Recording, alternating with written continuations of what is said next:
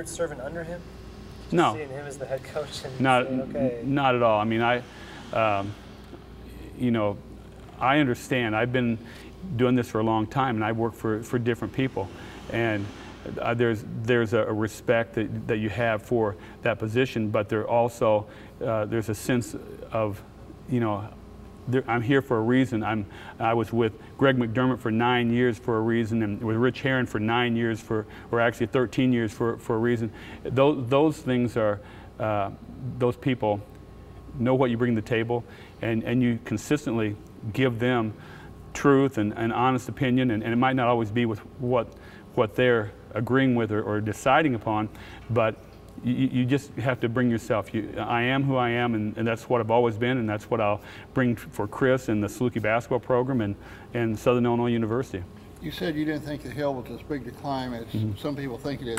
What time frame do you see? Well, I couldn't put you know, how long it's going to take, but all I know is that you know, if this were 2006 or 2007, that hill would be really big. There's four NCAA tournament teams during that time. There were 4 programs that were really in good shape. Right now, there's not a dominant dominant team in the Missouri Valley Conference. There are good coaches in the league, and there's some teams that played really well at times this year, but they're not like, you know, a mile ahead of us. I think, you know, they're within sight, and you know, you've got to start reeling those back in. You've got to get better, and you've got to do things in the program that's going to, you know, close that gap as fast as you can. Do you feel there are any similarities when you came to SIU in the 80s to the program where it's at right now? I don't know, other than the fact that, you know, the only similarity is they're coming off of a losing season, and I think that would be about it. The assets, you know, I think sometimes I've seen it over the course of my career. I've seen it not just in basketball and sports, but I see it in the business world. The people closest to the situation sometimes only can see what's wrong with the program, or what's wrong with the business, or what's wrong with, you know, with government or whatever. I think if you step back a little bit and you start assessing and evaluating what the other things that are out there, then you're going to find out that, you know, the assets here are tremendously greater than they were in '85. I mean, it's not even close, you know, to what we have to offer to a recruit now than what we did in 1985. So similarities are, you know, same place, same conference, but we were on probation in '85. We didn't return hardly any players, and we didn't really have, you know, we had one all-conference player in Steve Middleton that was a future all-conference player. He wasn't an all-conference player at that time. So this team right now is, you know, the future. There's a future there for them. I think you just start adding a couple pieces of the puzzle. We did that in the late '80s. We had just one piece of puzzle one year and another the next year, and all of a sudden you go from a below 500, a 12-win season to a 20-win season, and now you've got things rolling again. What's it been like for you to be actively recruiting again? You know, I've been recruiting ever since you know, even when I started high school, you're recruiting kids within your school. So going out on the road and evaluating players and things like that, I was evaluating players every time I turned on the TV this winter or any other winter. So you're always looking at players, and you have an opinion of how good they are. So the recruiting part of it is not a difficult transition. Have you seen many other recruits coming in next year? I have not met a single player, and I have not seen a single signee. So I'm as anxious to meet all the players and see them do their workouts starting next week, and kind of getting a first-hand look at it and start answering some of my questions. Do you have any personal goals while you're here at SIU that you want to achieve? You know, I'm not. I always have goals, and I have things I want to do. It's pretty basic. You know, I want to see us show signs of improvement and shows signs of improvement in a hurry. Anywhere I've been, I think that our time schedule reflects a little bit on how hard we work and some of the decisions we make. And there's a lot of things that will come into play in how successful we are.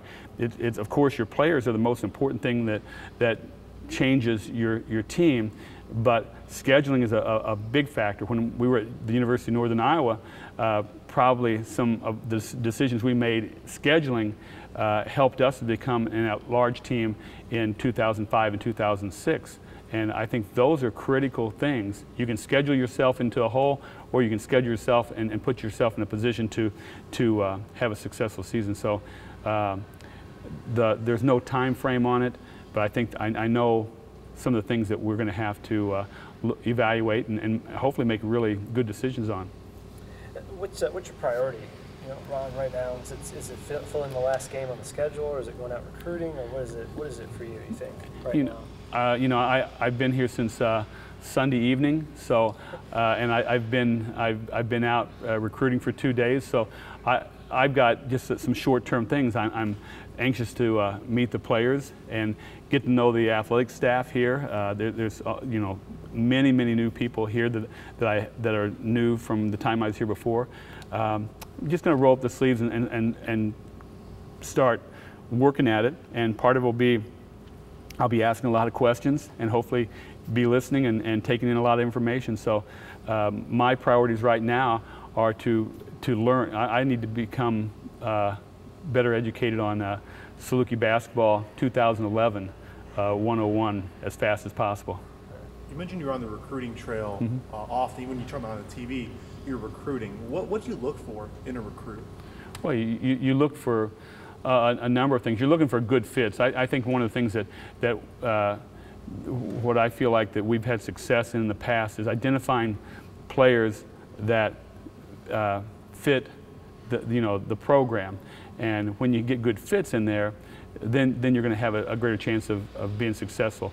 A certain amount of talent level is, everybody can pick out a good player.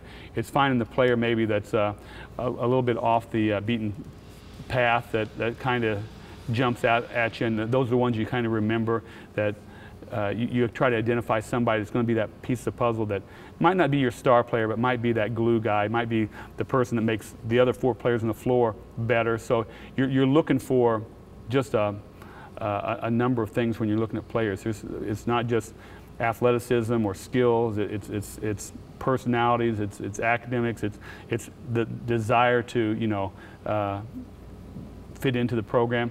One of the things I think is most important for any player in any team sport is being the best teammate they can possibly be. When you have players that are committed to being the best teammates they can be, then the other things start to fall in place. Do you have a specific region you're going to recruit, Ron, or any big specialty? Earth. Anybody that knows me, I'll go anywhere we can find a player that can help our program. So whether it's locally or here in the U.S. or internationally, there aren't any guidelines that I have right now. I think we're looking for everybody.